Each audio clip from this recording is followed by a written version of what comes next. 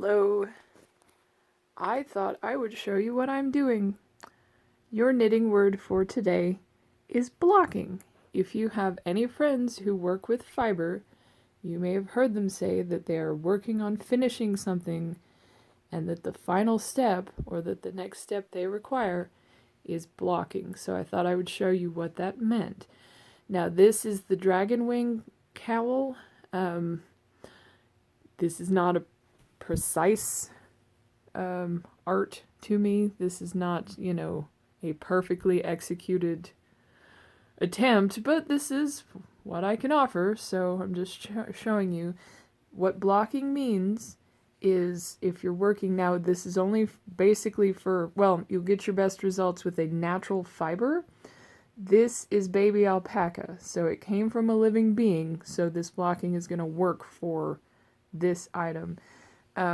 What you're doing, and this is especially true for lace, basically you're wanting to give your item a shape. So this is a cowl that goes from a uniform size here to flaring out at the end. So basically you're giving your item shape. You're pulling out your stitches, you're opening up your stitches, I guess, to show off your work. This is especially good if you're making lace and you want to show your airy open lace work, things like that. But basically, the directions were to block this particular item with the two braided edges folded over like that, so that you have your 3 chain designs in the middle, and then 2, 1 down each side. So, and the way this is made, it folds over naturally like that. So basically I just laid it down, pinned it out in the design that it was already starting to kind of do. So, pinned it out. This particular design, if you pulled too far, if you stretched it out too far on each side, that's going to stretch these little chains out of whack. They're not going to hold their shape as well. So mainly on this design, I pulled more top and bottom, and then side to side as I got up to the flared bit. So basically I just set it down, stretch it very gently to where that opens everything up and gives it a nice pretty shape. So, and then there's your flare up there. So what you want a lot of pins, so it keeps its shape.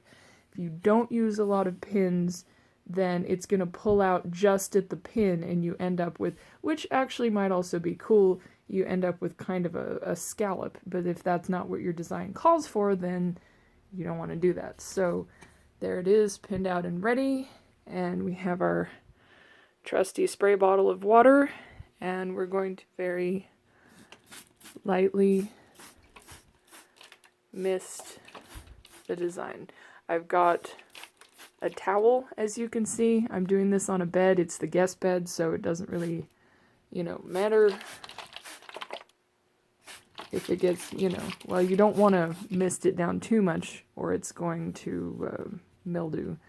But basically just light misting. Some people, if their design is particularly hardy, if it's not real delicate, they may do like a wool wash first.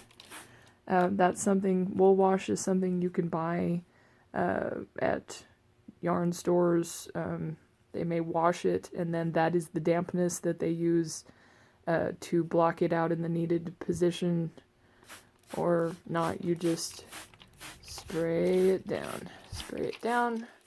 We're not trying to make it soak, we're just trying to get it to where it's going to hold that new shape that we're giving it. So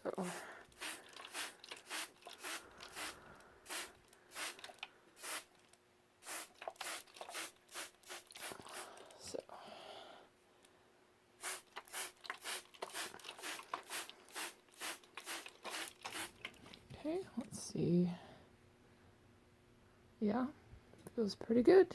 Feels damp to the touch, but not sopping wet. So that should do what we need it to do.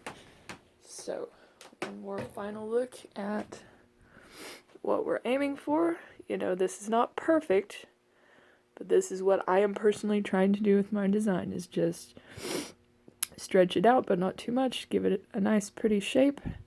And then final finishing for this design is you add buttons down at the bottom. Well, I'm pointing in the wrong place. You add buttons, 1, 2, 3, and then that corresponds with the loops made by the chain design up at the top, and you're going to use those chains as kind of impromptu buttonholes. But that's your technique for today.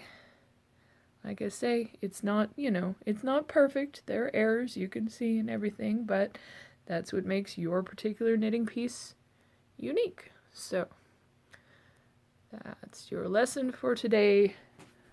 What is meant by blocking? Okay, bye-bye.